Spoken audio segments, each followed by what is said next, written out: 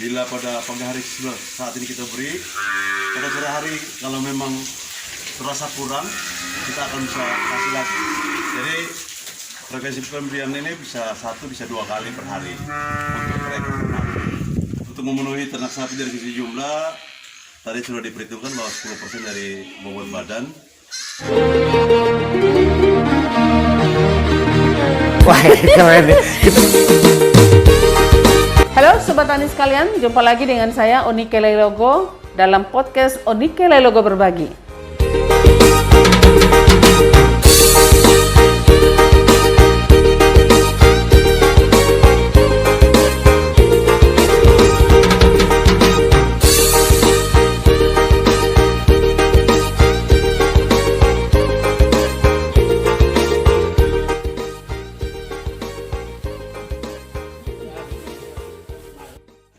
Kami akan menyajikan informasi ya tentang bagaimana sebetulnya teknologi pemeliharaan ternak sapi itu di NTT.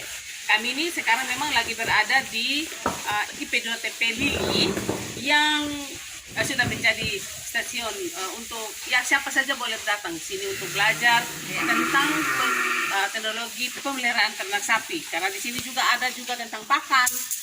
Segala jenis pakan ada di sini. Tapi kali ini kita akan fokus ya untuk teknologi pemeliharaan ternak sapi ini, karena di dalamnya kan pasti ada pemilihan sapi untuk kita pelihara itu yang seperti apa. Kemudian kita bicara tentang pakannya, kemudian kandangnya, kebersihan kandang, sanitasi dan sebagainya. Bagaimana dengan pengendalian penyakit. Nah, pertama itu kita mulai bicara dulu tentang bagaimana sebetulnya kok sapi-sapi ini jadi seperti ini yang dipilih. Karena memang dalam ketentuannya kan harus ada ya Ibu Devi ya, ketentuan kita memilih ternak itu ya. Harus lincah, harus sehat, banyak kriterianya ya, harus jangan ada yang cacat seperti itu ya, supaya mungkin waktu kita beli itu kita juga sudah tahu ya, dia nafsu makannya seperti apa ya Pak Dule. Sehingga di sini ini kebetulan sekali kami ada di sini Pak Dule, ini ada berapa ekor ya di sini ya? 36 ekor. Nah, 36 ekor yang dipelihara tadi kita nanti kita akan lihat ya seperti apa di dalamnya.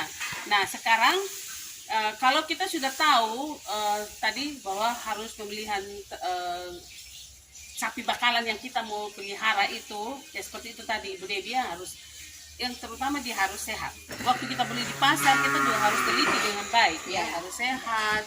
Tapi kalau lebih bagus lagi Performansnya katanya mata semua kita lihat ya, kelihatan ya kalau baik itu. sama tinggi badan, panjang badan, lingkar badan. tinggi badan itu biasa standarnya 1,5 Kemudian 110. Tapi untuk breeding. Kalau untuk pengemukan ya rata-rata berat standar itu 150 ya. Untuk dalam pengemukan itu dalam jangka waktu 3 bulan sampai kita sudah bisa bilang ya. fungsinya sudah bisa dapat Dapat berat 250. tapi kan berat awalnya bagusnya 150 ya. Umurnya Umur tergantung. bagus dia mungkin 1 sampai 2 tahun. sampai 2 tahun ya. Ini bilang 2 adik. Iya, 2 adik. Ini biasa bilang 2 adik. Oke. Tapi satu lagi Monika yang paling penting sebenarnya dalam pemilihan ternak, kalau kita bisa dapat sejarah dari ternak itu sendiri, misalnya dari daerah mana, walaupun kita beli di pasar gitu, kalau dapat sejarahnya Artinya waktu kita akan tanya lebih ya. bagus. Nah, karena kita akan mengetahui kondisi pakan di daerah asalnya dan kondisi yang ini akan lebih bagus ya. Oke. Sekarang ini kita mau bicara tentang pakannya. Yang jelas pakannya Ibu Devi Pak Dule itu pasti ada campuran yang baik, perimbangan yang baik antara rumput dengan legum. Kalau memang yang lalu itu direkomendasikannya 60 rumput, 40 legum. Alasannya apa Ibu Devi? Ya, Harus ada rumput. ya kita harus tahu ya bahwa legum itu kan punya kandungan proteinnya tinggi, kemudian rumput itu adalah seratnya ya, jadi harus combine antara serat dengan sumber karbohidrat atau dengan sumber protein. Ya. Jadi Ini buatnya sejak kemarin kan ini? Ya. Oke. Cacah Nah, kemarin. kemarin kemudian dikasihkan hari ini diberikan yang 10% ya. Iya, tapi ini 10% dalam artian ini tidak ada batang, tidak ada brankas, tidak ada. Ini sudah benar-benar 10% bisa. Kalau yang kasih hijauan di Yang baru dipotong, ambil. baru ambil itu kan ada batang-batangnya, Batangnya, tidak jangan dimakan dihitung oleh ya. sapi. Ha, Itu sebenarnya dan itu. Ada kalau hanya kasih rumput sendiri pun Itu kurang bagus kurang bagus juga. karena Jadi harus ada perimbangan. Karena sudah ada kan sudah bisa dijelaskan bahwa memang sebaiknya itu ada perimbangan. Tapi bicara-bicara, kira-kira sapi ini kalau bicara tentang vitamin seperti apa menurut? ya, Di- vitamin di- pasti dibutuhkan, tapi vitamin ini sebenarnya Ya. sudah terkandung di dalam Di dalam pakan yang pakan, ada. dalam ini. pakan. Karena Pak teman-teman di sini juga untuk mineralnya mereka ini bahan ini sudah dicampur Sudah ada dengan semua, garam. sudah sebenarnya terpenuhi ya sudah dari sini. terpenuhi. Nah, tapi ada yang bertanya, kira-kira sapi itu berapa kali sebetulnya bagusnya disuntik dengan vitamin seperti itu? Bisa untuk kalau ada itu bisa sebulan sekali. Sebulan sekali kan? Vitamin. Boleh ya? Boleh. Tapi sebenarnya di pakan sendiri itu sudah terkandung Sudah ada. semua di dalam jadi, itu. jadi Nah, prinsip dasarnya itu kalau sapi temukan itu kalau 3 unsur ini yang kita lihat Iya, sekarang, iya. 3 unsur ini yang tadi saya sebut itu protein, energi sama serat itu sudah terpenuhi, sudah tuh di Sudah, dalamnya tapi- itu sudah terkandung semua. Tapi bisa dilihat dari Nah, performance kenapa ternak. itu tidak disarankan misalnya Lamtoro, continue Lamtoro itu sama seperti kita buang Ya, tadi kan makanannya. seperti Ya, dibilang buang pemborosan. makanan yang itu. Tapi mubazir, dia tidak- mubazir ya. ya, dia tidak dapat serat. Tapi tidak. Nah, di dalam rumennya itu kan dia akan Iya. ini, dia butuh serat, terus Iya. energi. Nah, dia hanya dapat protein sah. Jadi Oke. intinya, intinya. Makanya kadang-kadang kalau dikasih lamtoro itu, apalagi lamtoro yang masih muda ya, Ya. itu akan kelihatan dia akan mencret. Dan bulunya tuh Ya, bulunya akan juga berdiri ada. semua. Jadi intinya begini, kalau pakan itu sudah bagus ya, tadi ya ada sumber-sumbernya protein, sumber serat dan sebagainya, itu sebenarnya sudah bagus untuk ternak dan vitamin itu mungkin pemberian vitamin kalau saat-saat tertentu ya, kalau dia dibutuhkannya begitu ya, boleh ya. Oh, yes. Dibutuhkan dan jika ada. Jika oke. Kalau macam kayak kalau breeding itu dibutuhkan pada saat kalau kita suntik vitamin itu pada saat dia melahirkan. Saat dia melahirkan. Nah, Melahirkan perlu kita saat bunting bunting bisa. Tapi Ini ada kayaknya bunting hampir sama dengan tidak. manusia ya. Iya, oke.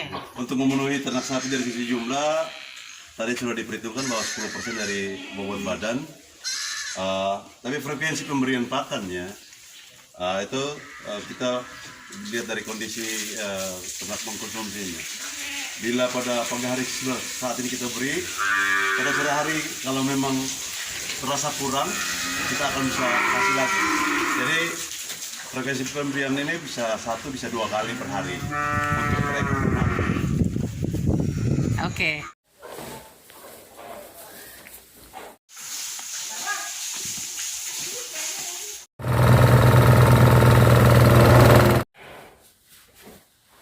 Sekarang maksudnya tentang kandang. Ini kan kandang, jadi kandang itu kan salah satu sebenarnya syarat ya untuk pemeliharaan ternak sapi.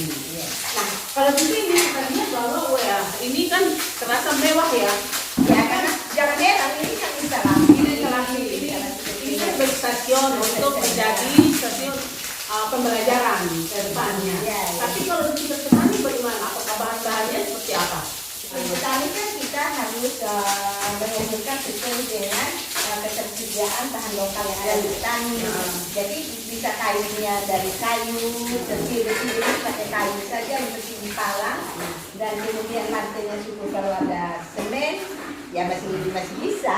Jadi di tingkat petani memang saya sangat jarang ya, karena kita terlalu keliling di petani kita di NTT, kecuali pengusaha sapi. Jadi bahannya kan bisa mungkin untuk tiang-tiangnya bisa pakai kayu, mungkin dari kayu kelapa, kayu pula, kayu gama, kayu kelapa, bisa ya, atau gewang bisa ya. Gewang. Kemudian atapnya bisa juga dari daun kelapa, dari ya. daun gewang, Daun gewang. daun buah, Heeh. alam-alam. Apa lantainya bagaimana? petani. Tergantung petani. Kalau Siapa memang modal mau- mereka? Tapi misalnya lantai kasar gitu sebenarnya, tapi kalau ada juga yang masih dengan lantai tanah ya. Masih, Tapi yang penting adalah bahwa dia harus dibersihkan kan setiap Iya. hari. Iya. Ah. Cuma kalau kita lihat di Amarasis itu kan mereka kan tidak pakai lantai semen ya, mereka pakai lantai tanah. Jadi tumpukan berangkas dari sisa-sisa makanan itu mereka indah di situ dan itu juga Oh, sebenarnya dipadatkan menjadi padat. dipadatkan dan akhirnya tidak becek juga ya, tapi semakin tinggi. Tapi sebaiknya kita anjurkan supaya itu dibersihkan. Jadi itu jadi kompos langsung. Iya. Itu jadi kompos. Kemudian apa ya? Oh, tempat pakan. Kalau di sini nih kita lihat ya di itu bagus ya.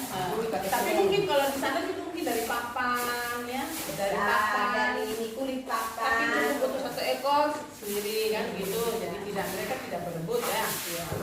Jadi dari kulit papan atau dari apa? Ini apa dipalang saja pakai kasih agak rapat sedikit dari batang lantoro itu bisa banyak. Batang toro juga bisa ya. Yang penting ada tempat makannya. Iya. Kemudian air minum pasti kita menggunakan ember ya setiap hari. Jadi air minum ini biasanya Pak Jeffrey satu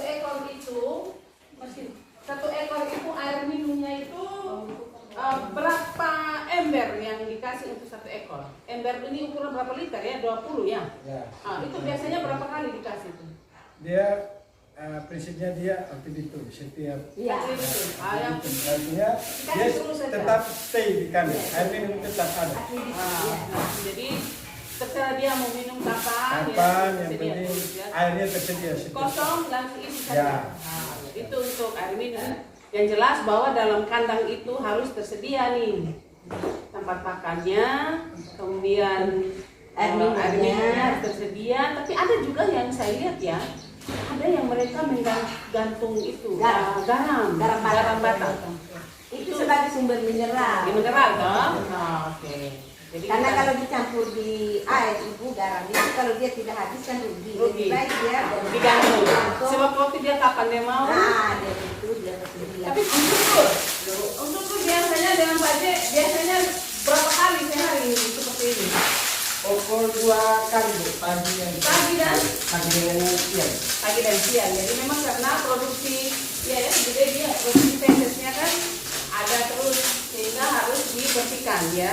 Tadi kita sudah lihat ada yang selain kandangnya ya, selain kandangnya itu juga ternaknya. Jadi ya, gitu ya. Iya. Cuma ya ini biasanya sebenarnya sekali sehari ya, tapi teman-teman di sini memang karena semua fasilitas ada ya, kan ini pakai selang sendiri. Kemudian juga lantainya pakai semen. Biasanya yang memang kami tingkat petani ya, kami lihat ya, kita memang biasanya mereka itu satu kali bersihkan 2 hari, ya hari. Karena 2 hari sekali sekali. Ya, 2 hari sekali juga bisa, tapi karena di sini karena memang fasilitasnya tersedia, airnya ada. Tapi mungkin di tempat-tempat ini membersihkan kotoran yang tidak mungkin tidak cukup ya. Iya. Kalau memang airnya tidak cukup untuk membersihkan sapinya. Karena ini kita fasilitas air yang cukup bagus, kita hanya penyemprotan seperti ini dan sangat mudah sekali. Kalau di tingkat petani ya, apalagi yang kesibukan mereka setiap hari masih mengerjakan yang lain, ini instalasi ya. Dia mereka masih kerja yang lain, kerja waktu mereka terbatas ya. Tapi kita harus memberikan edukasi ke mereka bahwa sanitasi kandang ini sangat penting. Sanitasi kandang perlu demi kesehatan ternak itu sendiri. Yang berakhirnya sendiri pada peningkatan produksi ternak itu sendiri. Ini kita membersihkan setiap hari untuk kotoran-kotoran sapi yang tadi kita semprot cairannya, dan ini langsung kita punya tampungan. Tampungan ini kan ini tidak dibuang begitu saja, tapi dipergunakan untuk biogas. Dan biogas ini kita ambil dari kotoran sapi yang ada di kandang. Kebetulan ini alirannya sudah siap di blisternya cor beton yang sudah siap untuk menampung semua kotoran juga ternak sapi punya. Jadi itu arahnya ke sana, ke digester yang sudah disiapkan. Nah, itu permanen, Ibu. Itu permanen. Jadi tidak terbuang. Dan kita gunakan juga untuk biogas. Jadi penampungan untuk sementara kita lagi karena ada sedikit instalasi biogas ini agak terganggu, jadi kita dengan koordinator yang ada di sini siap memperbaiki untuk kita gunakan lagi biogas untuk bisa masak air panas, bisa rebus lain-lain, masak untuk kita makan. Jadi kotoran yang ada di sini, khususnya kandang individu ini kita gunakan untuk ke biogas. Itu untuk sekedar Bapak Ibu tahu bahwa tidak terbuang ini kotoran yang ada di kandang sapi. Oke. Jadi ini ditampung di sini kan diaduk lagi airnya keluar ke sana kan Pak Jeffrey ya? Ini yang disebut inlet, bak untuk masuk inlet. Iya. Iya. Hasil garukan. Jadi ini nih sudah yang bagian sana tuh bukan tanah lagi, itu pupuk yang sudah sekian lama tahun yang mengendap di sini kita garuk ke sana untuk lebih mempermudah ketika kita membutuhkan segala macam kan itu dekat jalan. Sehingga kita drop dengan trek ataupun auto pick up 4 roda atau kita pakai karung, adalah pupuk yang di sana. Oke. Itu pupuk semua itu yang kita pakai hasil dari biogas ini. Nanti kita bisa jelaskan yang di kandang nanti bagaimana caranya, kita bisa jelaskan. Sudah, kalau di kandang itu kan yang hasil itu ya, hasil langsung dari itu kan jadi Ya. prosesnya alamiah di situ. Tidak ada ini kan. Dan di sana sudah jadi itu.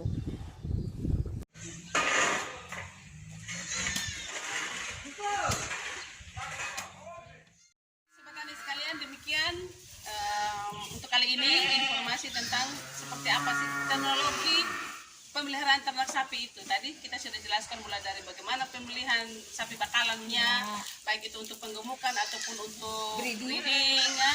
Jadi ada pejantan, ada induk, seperti itu. Kemudian seperti apa, kemudian bagaimana pakannya, kemudian bagaimana sanitasi kandangnya, perkandangannya sendiri seperti apa. Dan semoga apa yang kami sajikan ya, Ibu Debbie sudah ada di sini sebagai seorang peneliti yang memang bergelut ya di dunia peternakan, khususnya sapi ini, kemudian dengan Pak Dule sebagai Pak Dion di sini, mereka semua teman-teman sini, kemudian Pak Jeffrey dan Pak Dule sendiri ya sebagai koordinator sinilah ya komandan di IP2TP ini. Semoga apa yang kami sajikan kali ini bermanfaat bagi Bapak Ibu semua, Sobat Tani sekalian di mana saja Anda berada. Sampai jumpa dan salam inovasi. Iya, salam inovasi.